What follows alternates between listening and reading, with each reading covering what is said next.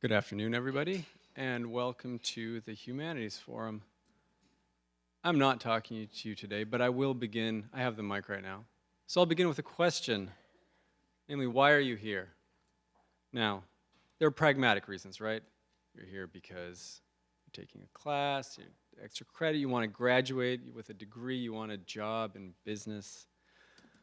But there's something more, I think. There's a greater possibility, whether you all feel it or not. That's that you want to come to a better understanding of who you are, of what you believe, of how the world works. And how do you do that? You do that by asking questions, right? And including questions about the sorts of things we took for granted. So hold on to that thought. I'm going to come back to it in just a second.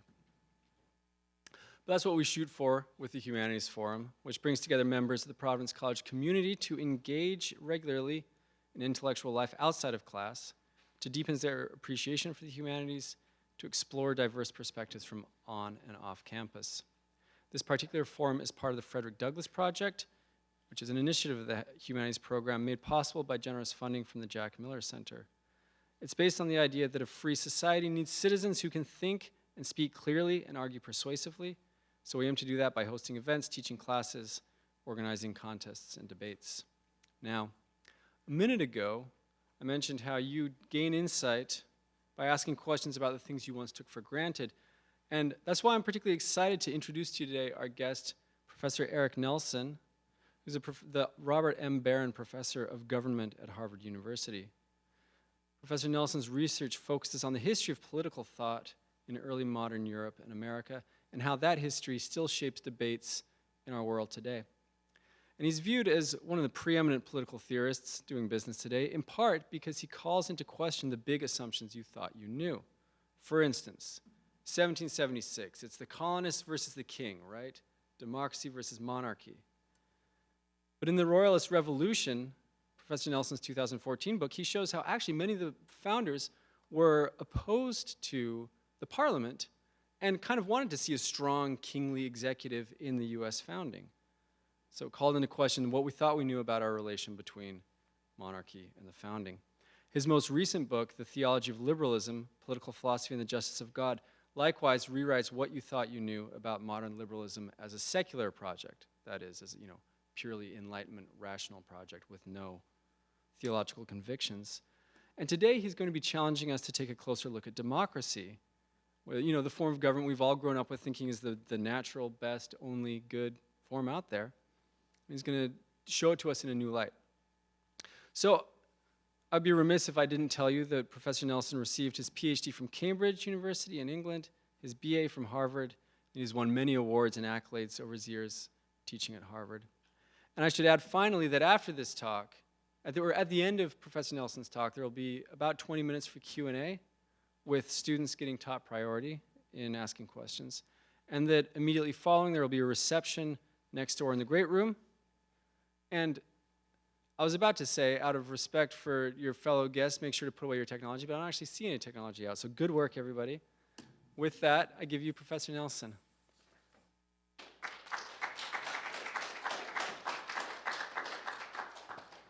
Well, thank you so much, Ian, and thank you to the Frederick Douglass program for hosting me, and thanks to all of you for coming along.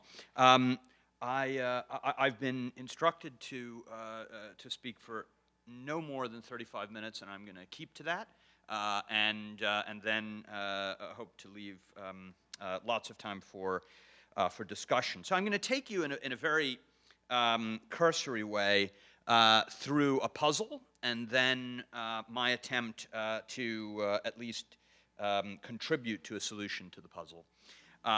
So the puzzle is pretty simple. It has to do with the history of the concept of democracy. And the question is, how did the term democracy undergo such an enormous transformation over the course of Western intellectual history? So many of you will know, for most of the history of the West, democracy was a pejorative term. It was the name of a corrupt constitution, a degenerate constitution. you would not say, hello, my name is Bob, I'm a Democrat, right? You called it, your enemy was a Democrat. You didn't call yourself that. So its valence was overwhelmingly negative. And not just that, but its meaning was enormously different. That is, what it was taken to denote was enormously different from what we've come to understand by the term, particularly as we apply it to, say, the government under which we live and similar governments around the world. So democracy was associated in antiquity, but through the medieval and early modern periods, with several essential kind of institutional devices. The first and most famous, probably, is citizen voting in the assembly, right? The idea that matters of public concern are decided by the citizens, even if the citizenry is very restricted along lines of gender and other things. But nonetheless, all citizens vote in the assembly, and their magistrates are selected by lot, by sortition. And of course, we don't do that. I mean, we use the lot for juries, but that's about it. So here we have the puzzle, and its two dimensions. The first is, how did this term with an incredibly negative valence, the name of a corrupt constitution, come to have not just a very positive valence, but ultimately to be the term by which we designate what many people regard as the only legitimate constitutional form? That's an enormous distance for one word to travel, right? But also, how did its meaning transform? So that we can use the term democracy to refer to what we've got, roughly speaking, which is a system in which the people don't vote on legislative matters for the most part, but instead we're governed by magistrates whom we choose in mass suffrage elections, but not through the law. In the ancient world and medieval world, election was regarded as an aristocratic device, right? Not a democratic one. Why? Well, because who wins elections? Those who are well known, those from established families, those who are wealthy, and so on. So it was taken to be an aristocratic or indeed an oligarchic device. So that's the puzzle. And I'm going to try to suggest a partial solution to the puzzle. And not to give the game away, but if you've read my title, you'll be able to guess. I think it has something to do, rather surprisingly perhaps, with the European discovery and reception of a Jewish Greek writer of the first century called Philo of Alexandria. But before I get into the actual argument, I just want to take you through, as it were, the before I give you the after. So I don't want to deny for a moment the real teeth of the puzzle that I just outlined for you. The antipathy to democracy in the ancient world in particular is overwhelming. Of course, there are sources that survive from democratic Athens, orations, most famously probably the great oration of Pericles in Book 2 of Thucydides' History, but also orations by people like Demosthenes, praising democracy. But the overwhelming inheritance, whether we're talking about drama, ancient tragedy, comedy, and certainly the ancient philosophical tradition, is overwhelmingly hostile. So for Aristotle, of course, and here he's just sort of inheriting and then elaborating a crucial axiom that he takes from his teacher Plato. We get the famous threefold typology of constitutions, right? You can have the rule of one, the few, or the many. Those are the three essential types. And then each one comes in a correct or virtuous and a degenerate form. So the rule of one in its proper form is monarchy. The rule of the few is aristocracy. The rule of the many in its proper form he calls, in order to be maximally confusing for all of history, politeia, which is the generic term also for constitution, but is something like shared rule among a very restricted citizenry of virtuous men. And then on the other side, we've got the three bad ones, right? Tyranny, oligarchy, democracy. Right? Democracy is the name of the degenerate form of the rule of the many. Right? That's the view, and it is really unchallenged for a very long time in the ancient philosophical tradition. So is the basic understanding of what this thing they don't like is. Right? So first of all, they know they don't like it, but they also agree on what it is they don't like. That is, this is a form of government characterized by the basic institutions I just mentioned to you. So already by the middle of the 5th century, this is axiomatic. This is, so just to give you an example, kind of very well-known one, this is the historian Herodotus writing in Book 3 of his Histories, where he has this fanciful debate among various Persians about the best constitution, and the figure Otanes, who argues for democracy, says, the rule of the demos, that is democracy, determines offices by lot, holds power accountable, that is, he's using the term that means that each magistrate at the end of the term of office would have an accounting, a kind of audit, an euthune, as the Athenians call it, to determine that he had behaved himself, and conducts all deliberating publicly. Right? So it's public deliberation, the right of everyone to debate public matters, which goes by the Greek term isegoria, and citizen voting, along with selection by lot. That's what democracy is, no question about it. And it's bad. So that's where we start. The first shift really comes when Greeks begin to write about Rome.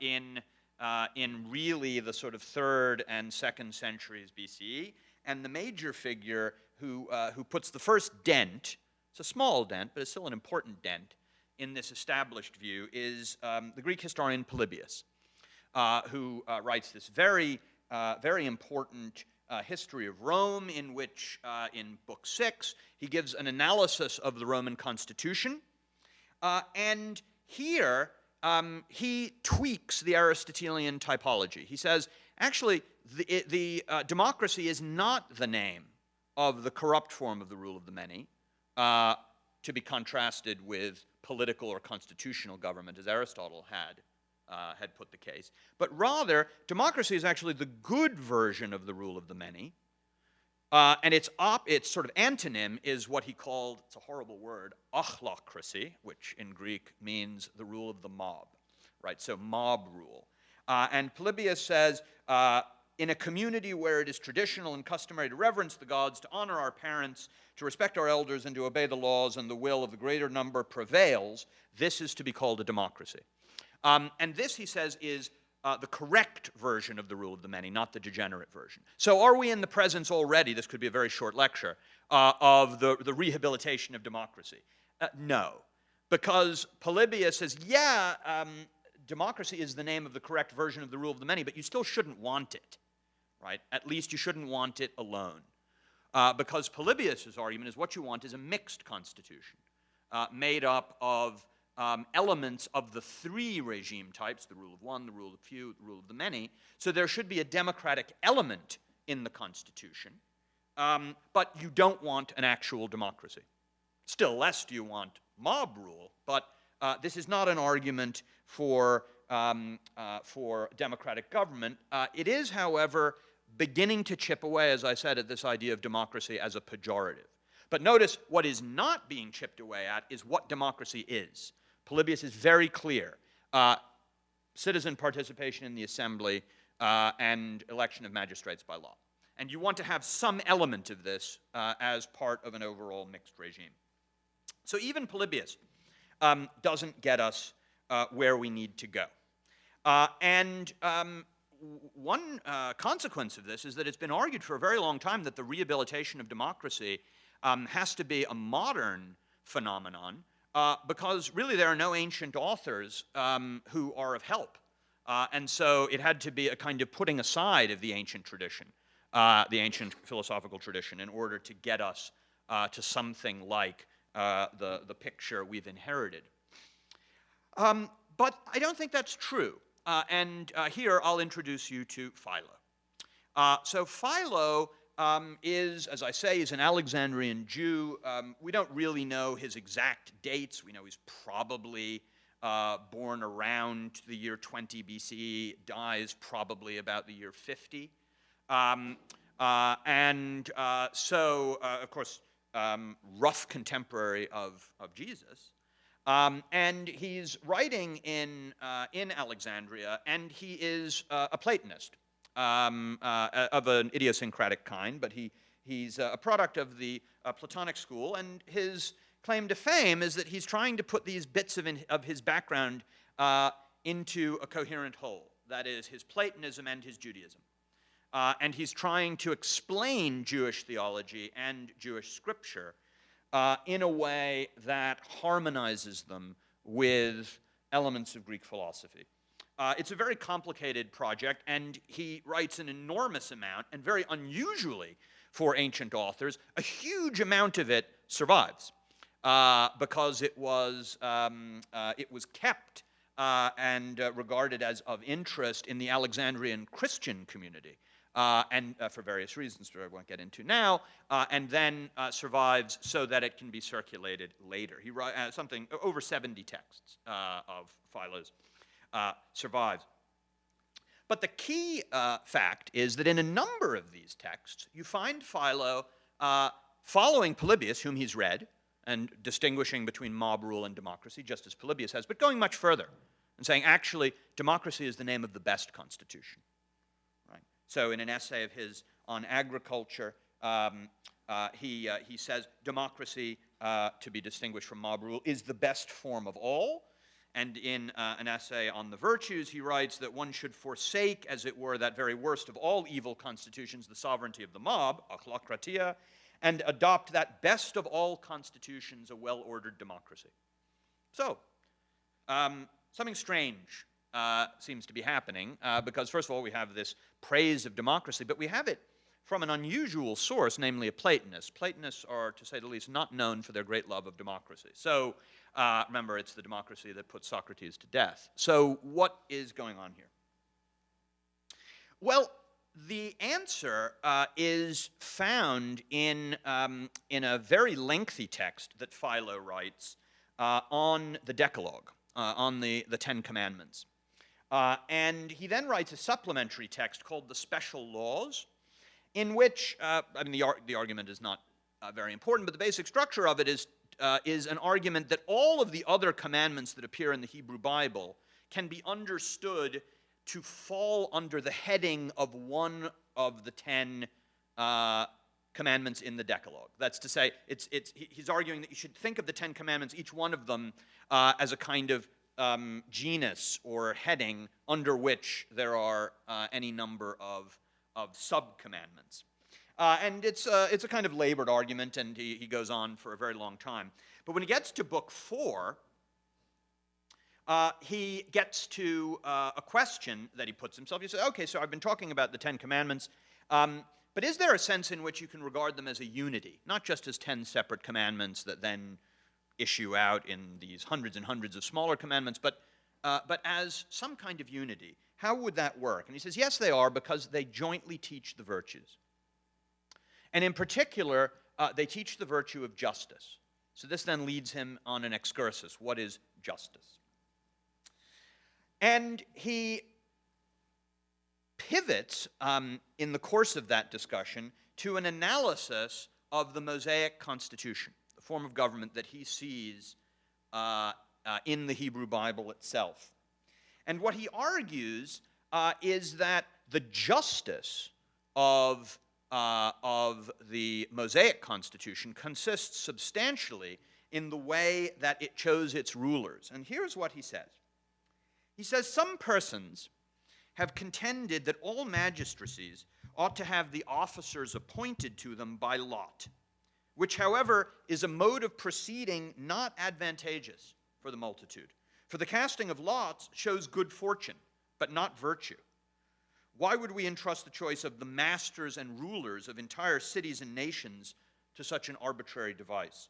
Surely, as he says, the casting of lots can have no connection with the ability to attend upon the sick, for physicians do not obtain their employments by lot, but because their experience is approved of.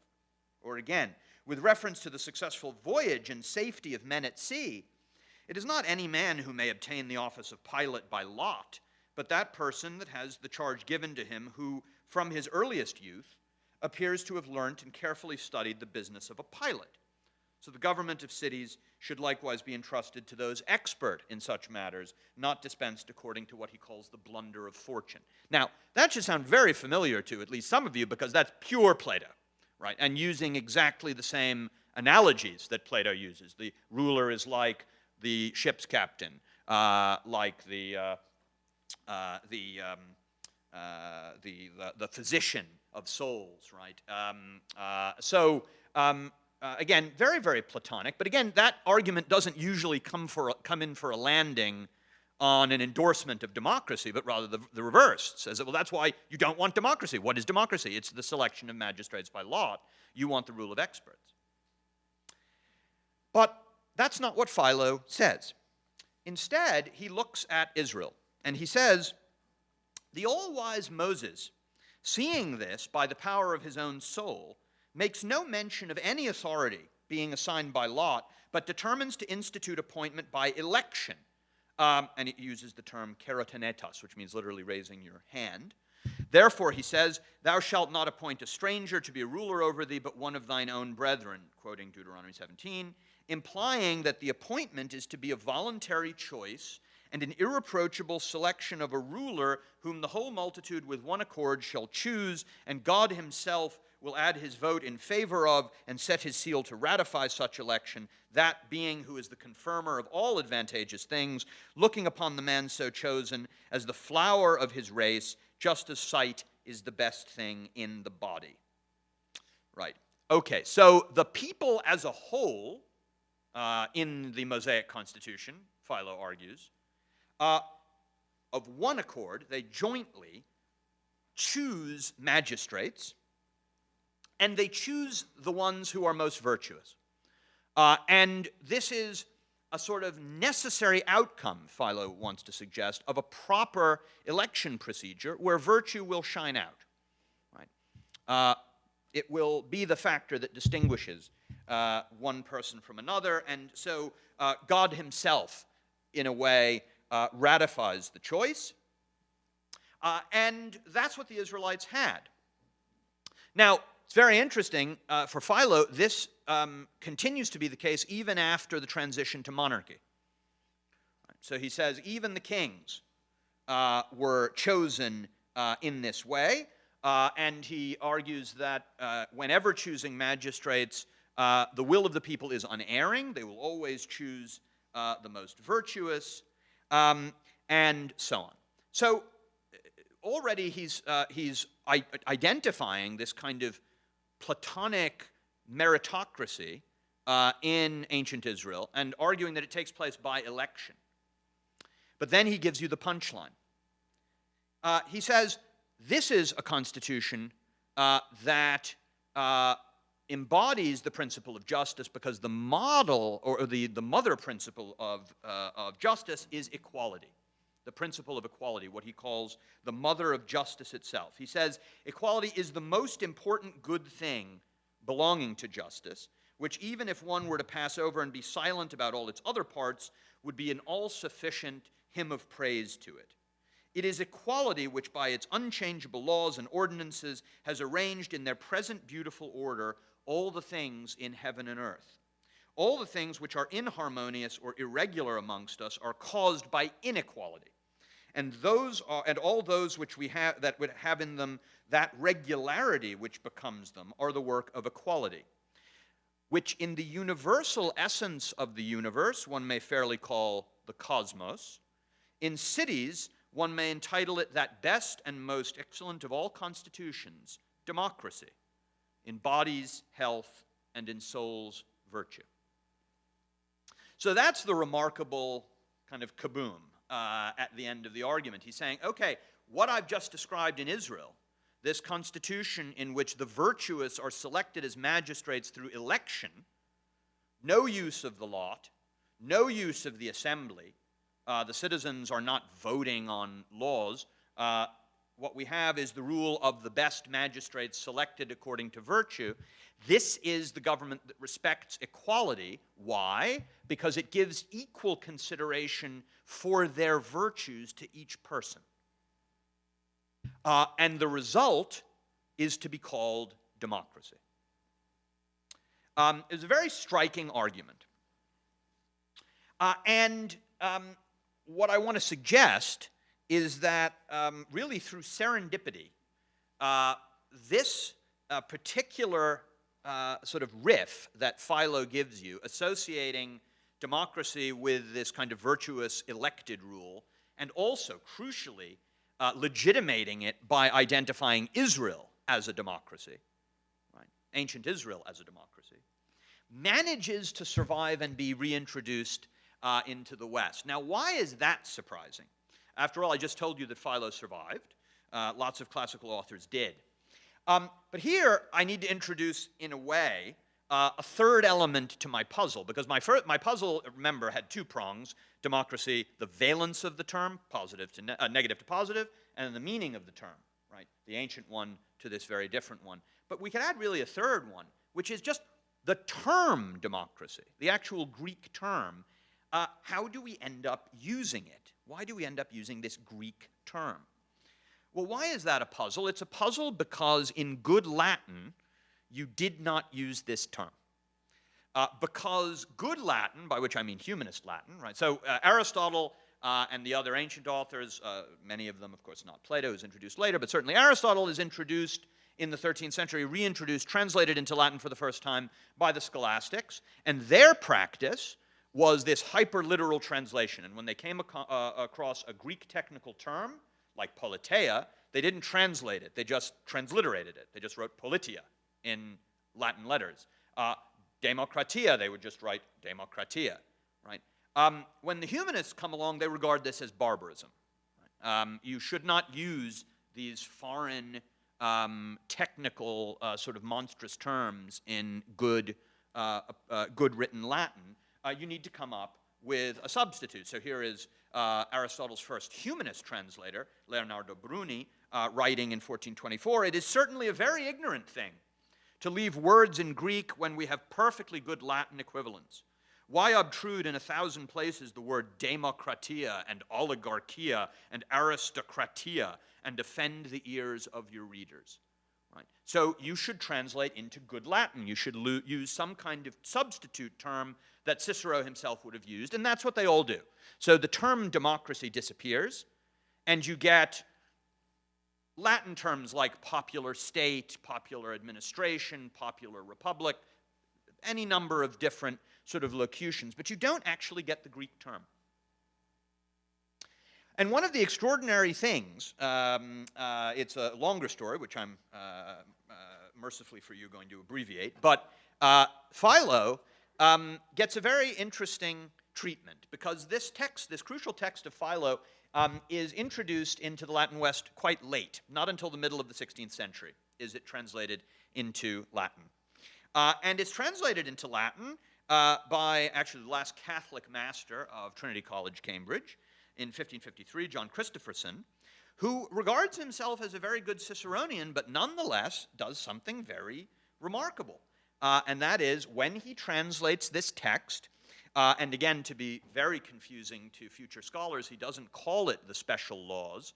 He just takes that final section on justice at the end of Book 4 that I was mentioning, separates it out, as many of the medieval scribes do, and calls it its own text on the creation of rulers, or on the institution of princes. And there, he allows Philo to come across perfectly accurately. He says, when equality is honored in urbibus, that is in cities, the result is demokratia, which is conditioned by the best laws and is the most outstanding, praestantissima, of all the forms of the republic. So he not only allows this praise of democracy, which, by the way, when Philo was translated, as he had been before this, into some vernacular languages, mostly French, the translators didn't know what to do with this passage, and so they just translated their way out of it. They just replaced the term democracy with the word republic. which is, of course, exactly its antonym in the classical context. And Christopherson's version gets picked up.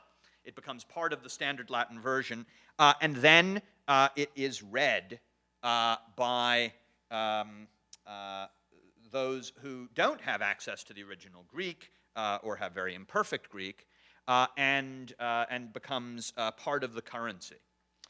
And here's where I will give you the final chapter that I'm going to talk about here, and that is that one of Philo's readers, and we know this perfectly clearly, who takes this argument directly from Philo, and this use of the word democracy from Philo is also the first theorist in the European tradition to describe democracy as the best form of government, and that is the English writer James Harrington, who does this first in 1656 during the Cromwellian Protectorate in England in his most famous work, Oceana, but he really shows his cards in a work that he publishes 2 years later called The Prerogative of Popular Government. And the reason that we can see Philo's fingerprints so clearly, not only the fact that Harrington mentions him directly, is that Harrington is also a Platonist. So Harrington, it's again very striking, and it has struck scholars as very strange that Harrington describes the Constitution he's proposing as a democracy. Because what's it like? Well, he says in this Constitution, as he puts it, what we want is to be governed by a natural aristocracy diffused by God through the whole body of mankind. The people have not only a natural but a positive obligation to make use of as their guides. So very, very Platonic, right? There's a natural, virtuous elite, and we should be ruled by them. How are we going to be ruled by them? Well, we're going to choose them in elections. Why? Well, because if we live in the right kind of state, and then he's going to go on and talk about what that means, then in elections, it's naturally the most virtuous who will rise to the top. That's how we'll have virtuous rule. So again, this is a very idiosyncratic, very eccentric understanding of what democracy is, and people haven't quite known what to say about it. But of course, I think we do know what to say about it. It's just Philo's understanding. And Harrington tells us this directly. If we look, again, it gets more complicated because he doesn't refer to the text as the special laws. None of them does. He refers to it as this separate text called On the Creation of Rulers. And he says that Moses introduced election for magistrates, that is in Israel, is expressly said by Philo in his text De Institutione Principium, on the institution of rulers. And to make his case, he goes on to say the most wise Moses never intended, so he's just quoting Philo, that the royal dignity should be acquired by lot, but chose rather that magistrates should be elected by kairotenia, just using Philo's Greek term, or the suffrage of the whole people. The congregations of the people assembled upon this, as upon other public affairs, required a sign or confirmation from God, just quoting Philo, for as much as by his will man is to the rest of nature as the face is unto the body. So just quoting that passage directly.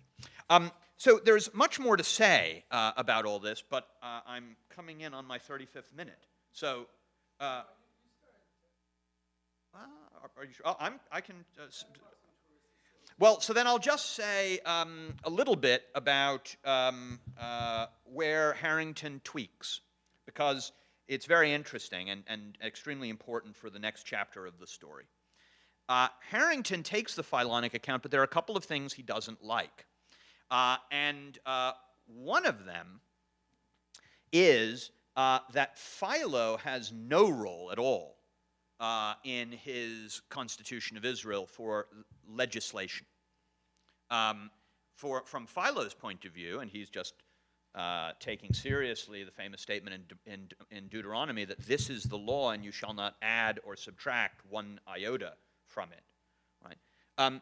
Philo concludes from that in Israel there is no legislation. Right? The Bible is closed. You have the biblical law. That's it.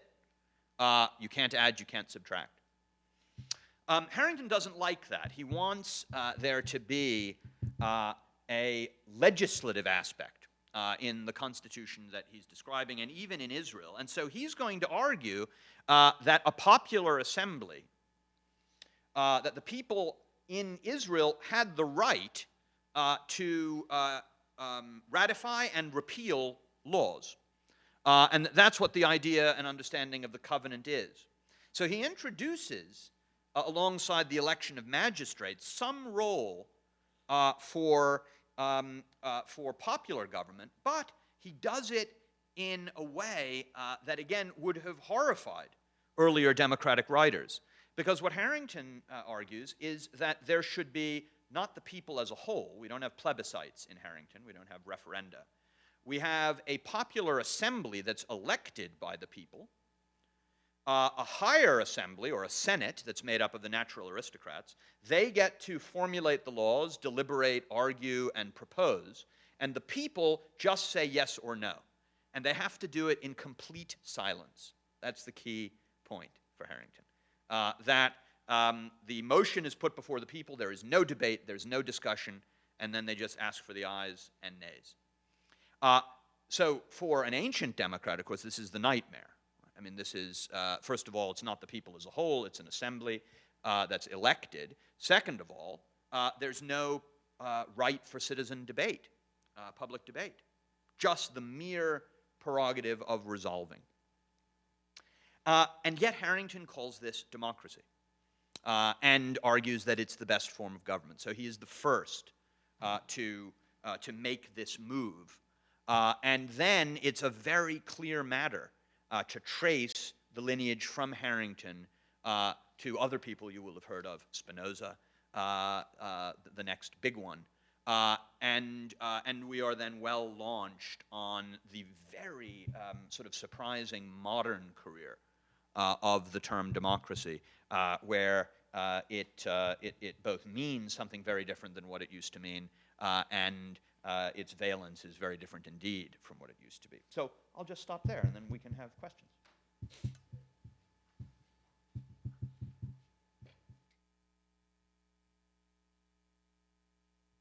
Make sure that I bring the microphone to you before you start speaking, so that your words will be captured.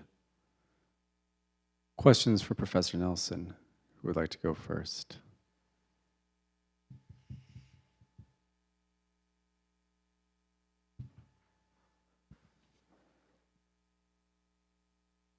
I apologize if I don't word this properly, but you'd mentioned something earlier about the notion of democracy, at least selection by lot, being something that was for the aristocrats, something that was determined more by popularity and luck than by elections, than by actual virtue or by being the best for the position. Yes. Would you say that even today, where we have popular election, for like Senate, House of Representatives, not the presidency, that it's you still see that where like the people who are winning elections more often than not have family ties or connections and may not be the most qualified? Well, it's a very good question, and I don't want to pretend to be a political scientist, but the data is actually quite overwhelming on this point, that in democracies, people who come from prominent families and people who are very wealthy have enormous electoral advantages. And if you look, for instance, at the U.S. Senate, the poorest member is still a millionaire. At least I think Joe Biden was the poorest member for a while. But anyway, so it's certainly true that being a prominent person, being from a well-known background, and having money has historically given you a leg up in elections. So it doesn't seem to me a silly view that they held. But I just want to add that someone like Aristotle would say, look, you could imagine a good sort of scenario in which the people who are elected are the ones who are the most virtuous, right? And that's why he distinguishes between what he calls oligarchy, and aristocracy. So both are versions of the rule of the few. But aristocracy literally means the rule of the best men, the aristoi. And Aristotle thinks this is a very good form of government. And he thinks that you can get this through elections. So it's not that you're doomed. The question is, what do you have to do in order to make sure that that the result of elections will be the selection of the most virtuous citizens as magistrates rather than, let's say, the wealthiest? His answer, like Harrington's answer, is to say you have to make sure that people can't become fabulously rich, right? So there are enormous limits in these theories, coming as they do from the Platonic tradition, very stringent limits on what people can accumulate, because the idea is you have to prevent wealth and poverty, great wealth. Perhaps you don't need strict equality. There's kind of internal debates about this, but you have to keep wealth and poverty in bounds, because if people become fabulously wealthy, if they become notable on the grounds of their wealth, then wealth will replace virtue as the criterion according to which political authority is distributed. And that's a very orthodox view in sort of European political thought. The first person who really turns it on its head is Tocqueville. But then we're in the middle of the 19th century. So this Harringtonian idea, which is a very Platonic Aristotelian idea, is very dominant for a couple centuries. So yeah, but it's a great question.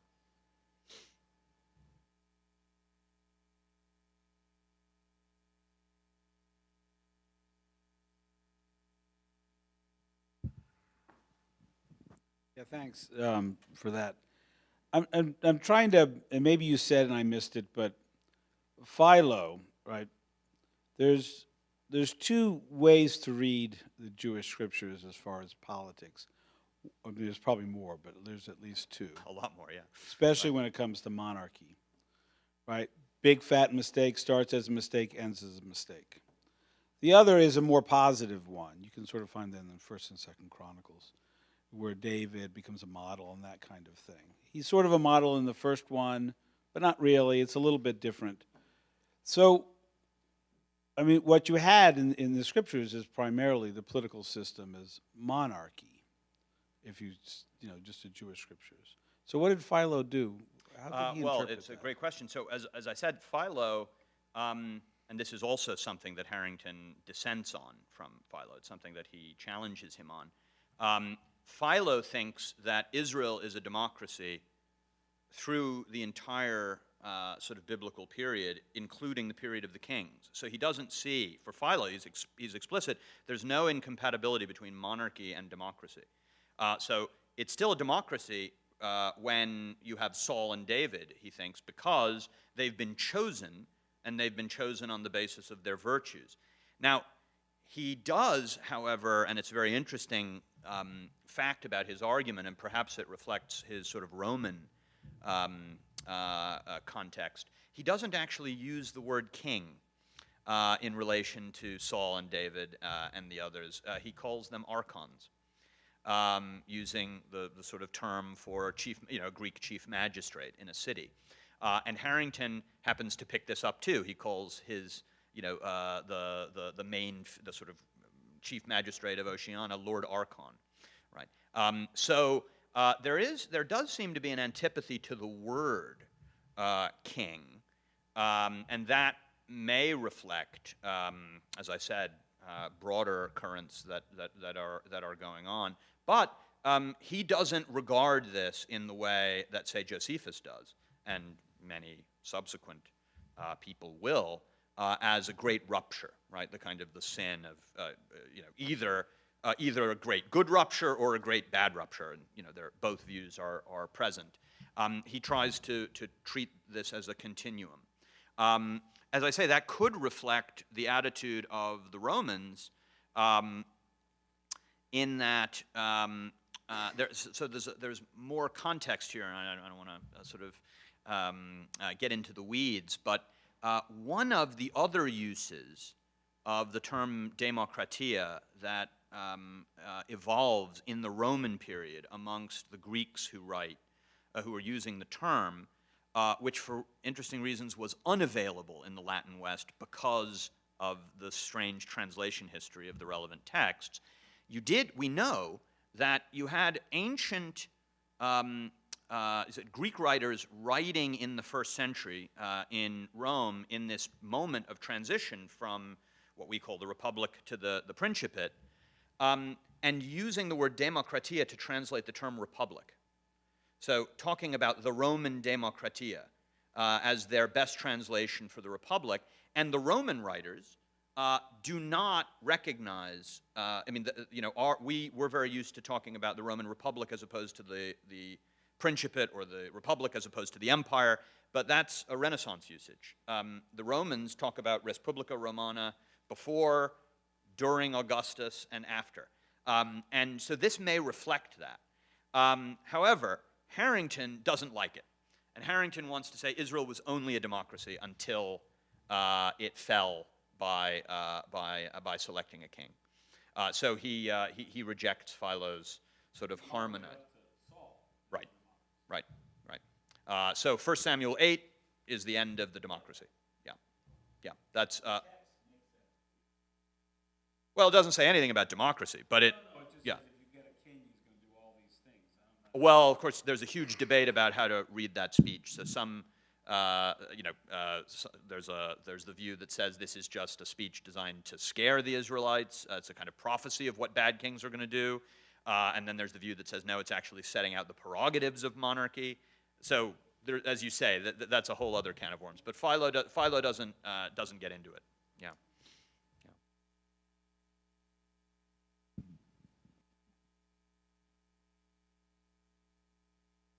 Hi, thank you. Hi. I think I heard you say at one point that democracy and republic are opposites. Could you say a little bit more about the exact difference between those two words? Yeah, can I use this for a second? Yeah. Okay, so basically, the semantics of the term republic. Do I take this?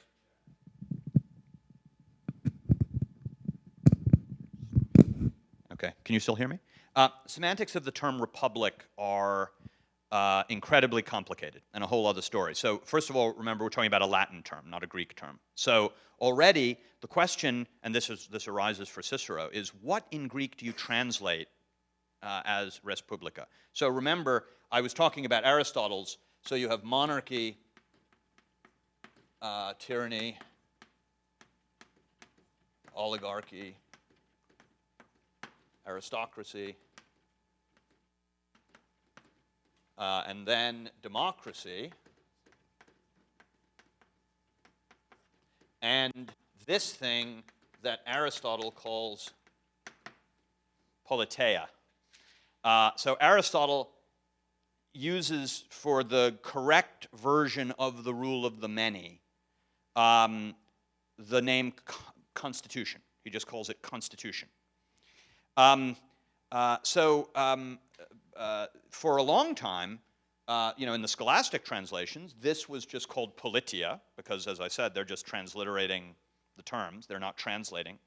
But when the humanists come along, when Leonardo Bruni comes along and does the first humanist translation of Aristotle, he says, well, we can't call this politia, because that's barbarism. So we need a Latin term. What's the term?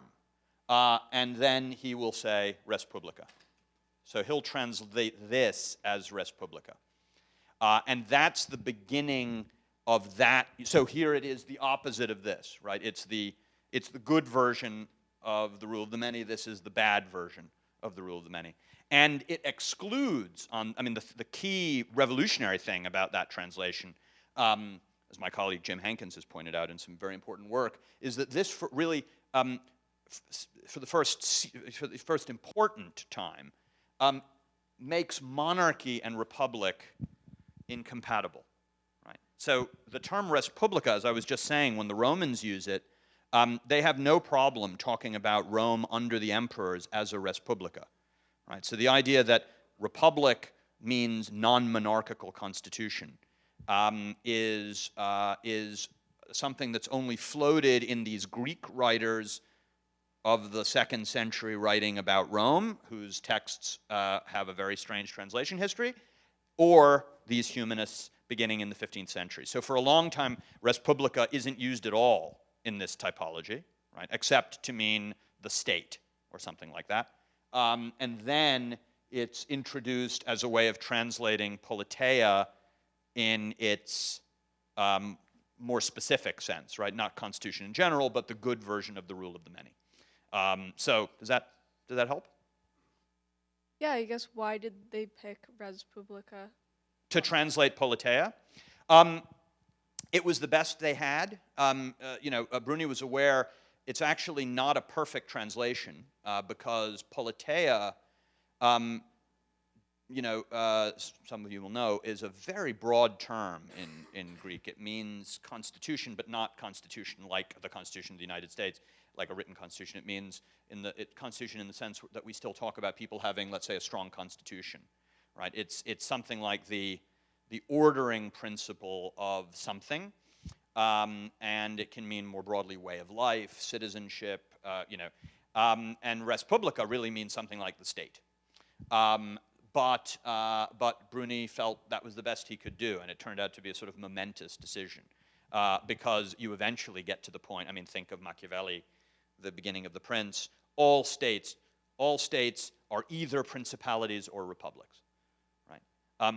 Until that translation change, that sentence would have been absolutely unintelligible to European readers. I don't understand why can't it be a principality and a republic? Yeah, but it's a very good question.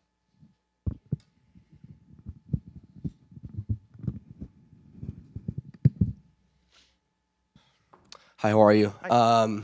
First off, just wanted to thank you for being here. This was great. Oh.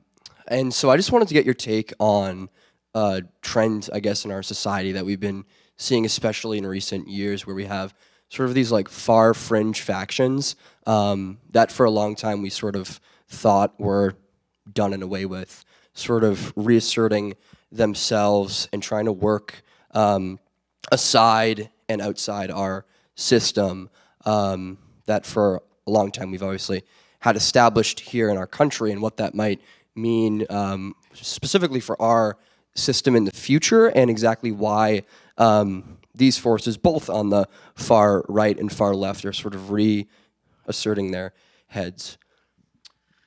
Gosh. Sorry, that's sort of a loaded question. Well, it's not loaded. It's just enormous. And I have no special expertise on it. I mean, I think we're all trying to, almost in real time, trying to think our way through these extraordinary and to most of us, I think, very alarming developments. The other people who work in my building, who are empirical political scientists who study Europe or India or Turkey or fill in the blank. The extraordinary thing is, of course, this seems to be happening everywhere in countries that are otherwise very, very different. That's to say, different not only in the obvious cultural dimensions, but in their economic performance, their levels of inflation, their levels, their degree of popular homogeneity. There doesn't seem to be anything that all the countries drifting in these sort of extreme directions have in common. It seems to be a sort of global pandemic, and we don't. And I think we're all trying to come to grips with this fact. One of the major explanations that has always struck me as, and I have no more authority than any of you, but just as a reader, it struck me as more persuasive than most of the other explanations, is, at least in many of these countries, the extraordinary division that's developed between urban and rural communities. That's to say, we're sort of, particularly, this country, but you could say exactly the same thing in the UK and France and Germany, that basically you've had sort of the emptying of rural areas and sort of the people who are sort of upwardly mobile, but, sort of wanting to get sort of university educations and so on, sort of flooding into the cities. And these become quite hermetically sealed off worlds. So, for instance, I mean, it was quite extraordinary in not the last congressional election, which was a little weird, but the one before that, essentially, when you looked at the map, I mean, we talk about red and blue states here, but when you look at the map, you're really talking about urban and rural districts, and basically the cities all vote the same way, and the and the suburbs all vote the same way. I mean, when I was growing up, take an example where I have no particular skin in the game, Texas, right? It used to be that Dallas and Houston would vote Republican, Austin, El Paso, San Antonio would vote Democratic, and then and you had now you're now at the point where all the cities and all the suburbs of all these cities vote Democratic, and the 94 rural counties vote Republican. And so that's a very different way for a country to be divided, and it makes for a sort of cultural chasm that I think perhaps we don't take sufficiently seriously. I mean, it's the stuff that people made fun of after the 2016 election that, for instance, things that were supposed to be very good predictors of voting behavior, like education level, socioeconomic position, were actually rather poor predictors of voting behavior. But things like, do you watch Modern Family or Duck Dynasty, were really good predictors of voting behavior. And people thought that was funny. It's not funny. It's actually very, very alarming. Yeah, but that's just my 2 cents. I have no special, no special status. Hi, and thank you again for being here. This was great, as he said. One of the topics that we talked about in one of our seminars a few weeks ago had to deal with the wealth gap, as you mentioned, between the elitists and the very wealthy, and then the average Joe, as we called it in our seminar, and then the poor. And we were talking about how leadership and seats of power are affected by the gap, and we kind of had a little debate about how if we think the country or any types of governments would benefit from more people that relate to like the bigger crowd in the country, how the government and the functionalities of the government would benefit from that, based on history, Aristotle and many other philosophers that you mentioned. I know you said that you're not a political scientist, but based on your expertise in history, do you think that that could be something that would be beneficial from having people that relate to a bigger crowd in the country running the country rather than these elitists and these very, very wealthy moguls that actually run and win? It's a phenomenally difficult question, there are people nowadays who are returning to. I mean, of course, it doesn't follow from your premise. I mean, there are lots of different ways you might try to broaden let's say, the governing class. It's the sort of composition of the governing class. But since we were talking about this kind of ancient distinction between elections and sortition, the use of the lot, there are a lot of people now who are arguing for, citizen assemblies that are selected by lot, like juries, and sort of tasked with particular decisions. The issue, of course, is that, any number of issues. They're kind of the sort of pragmatic issues about how well it would work and whether groups of that kind would make the kinds of decisions that you'd want them to make. But you also have, and then of course, what are the unintended consequences of that? So one of the kind of perennial worries about all of these devices to make the governing classes more popular, let's say, less entrenched as a separate interest. So for instance, in the late 1990s, there was this fad for term limits. Right? The idea was we don't want these professional politicians kind of going to Washington for 40 years. We want, we want you to be a doctor, and then, go for a term, serve in the Senate, and then come home. And lots of states adopted term limits, and lots of cities adopted term limits. And there have been very few robust findings in the literature on American political science in the last 20 years, but this is one of them. We know what happened when that happened, which is just a massive transfer of authority to the bureaucracy. Right? Because basically what that means is that no one knows what he or she is doing in office, and the bureaucrats who are there, who stay there, right, end up capturing a great deal of power. So you worry about those kinds of problems. But you also worry about problems at the level of political theory, right? Because at this point, democracy has come to mean something very different. Of course, it did, in ancient democracy, you had these two dimensions, right? The people voting in the assembly and choosing magistrates by lot. The thing about lot is that worries people who think of themselves as Democrats and are opposed to this, this kind of initiative, is that it seems to take away our agency, right? What these people want is to say, no, we're choosing who rules us, right? But if you have a lot, you're not choosing, right? You're just choosing to be governed by, the first 5 names that come out of the hat.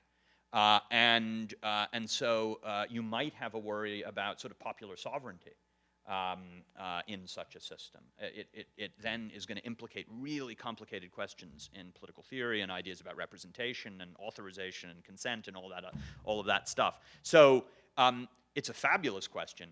It's a really tough question, right? Because I've just picked apart like 2 or 3 of the dimensions of it, but there are probably about 82.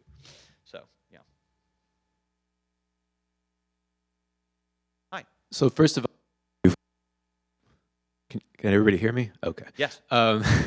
Thank you for this very illuminating lecture. So unfortunately, I've never read Philo, but I have read the Hebrew. Nobody's perfect. It's okay. Right. I need to get on that. But I have read the Hebrew Bible, and I have to say I'm really struggling with Philo's argument, at least as you're presenting it, that the Hebrew Bible evinces any sort of support for democracy, either in its ancient version or in its modern version, because, well, for example, the first leader of the people of Israel post-Sinaitic revelation is Moses. He was chosen for that position by God. He experiences a big challenge to his authority from Korach, who is like the first demagogue, right? I mean, he literally says, why should Moses have all the power and prestige where all the people of Israel were all equal? And he experiences a rather ignominious end, right? He's sucked into the bowels of the earth. It seems like that's like a pretty big repudiation of the fundamental democratic idea that we're all equal and that we all should have a say. And so this idea that the Hebrew Bible is a small d democratic document, I'm just having trouble understanding how that could be. Well, it's a fabulous question, and it's a totally fair question. There's several ways into it. One is to say that Philo is drawing on a number of sources that we don't have any longer, kind of traditions of biblical exegesis. And as you know, there are very many strands in the Hebrew Bible when it comes to these questions of rule and authority. So there's so for instance, someone on Philo's side would say, well, yes, I hear you, but we also get this idea that what makes the covenant is the people say, we will do and observe it, right? That it's not a covenant until it's accepted, right? And Harrington, of course, makes a ton of that, right? To argue that this is actually, ultimately, it's the people who have to accept the Constitution. Of course, the Talmud, has 2 very competing understandings of exactly this question, right? Where one says, well, yes, it's the people saying, we will undertake and observe the commandments, and they do this freely. And in the other, the Talmud imagines that when God asks them to accept the laws, He holds the mountain over them, right? And it says, it's your choice. But that brings me to another very important point, and that is that Philo didn't know the Mishnah. And this produces problems later. So I didn't want to get into the sort of small ball of it. But for instance, in a way, you could even deepen your critique of Philo's reading, because where does Philo get off arguing that there is no lot used in the Hebrew Bible? Because you seem to have a very clear example, which is in Numbers, the selection of the 70 elders, the sort of Sanhedrin, because the idea is, okay, you're going to draw them from the different tribes, and in the Bible it says that Moses is going to choose, whatever it is, 6 from each tribe, but then you want to end up with 71 so that you can break a tie, which means someone has to be lotteried out. And they run a lottery to determine who gets lotteried out. Or rather, that's not spelled out in the Bible, but it is spelled out in the Mishnah. And Harrington knows this, not because he knows much Hebrew at all, as he freely admits, but because he's reading sources about the Talmud that have been translated into Latin. And so he's read this, and he knows there's this problem. So he then fudges and says, okay, well, the way to reconcile this is to say, in Israel, he compares it to, very interestingly, very creatively, to Venice, the way that Venice selects magistrates. He says it's like Venetian balloting, where it's a mix of the lot and election. That's to say, you use election to choose the final slate of names, and then you draw one out of the hat, right? And that's going to be the winner. And he says it's like that. So on his reconstruction, he says each of the tribes elects its 6 representatives, and then one of them by lot is removed. And that kind of lot is okay because it's still consistent with the kind of meritocratic principle. Now, Harrington has to know that he's fudging because he has perfectly good access to the correct translation of that section of the Mishnah and a discussion of it. So there are all kinds of problems that these guys run into when they're trying to adapt the biblical materials in any way for contemporary polemical purposes. But the legitimating power of saying this is endorsed in the Bible, this was part of God's Constitution, the one and only time he designed a Constitution, was so enormous that they all tried, right? And Philo was then a crucial authority, not least because, and this gets to the question of why Philo survived.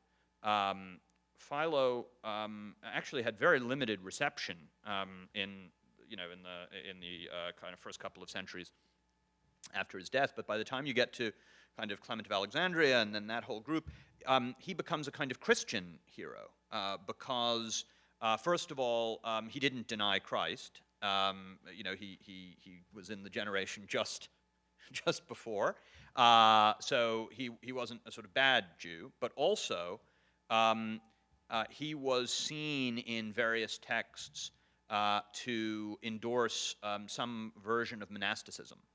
And so he became a kind of favorite of early monks and so on, and so they copied him a lot. And so, it's just a kind of crazy serendipitous story, but yeah.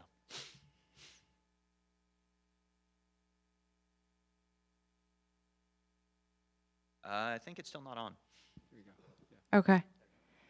So Dr. Bernhoft and I teach a class on persuasion, and in your initial account of Greek democracy, one of the institutions that you mentioned were really important to democracy is public deliberation, or a culture of public deliberation.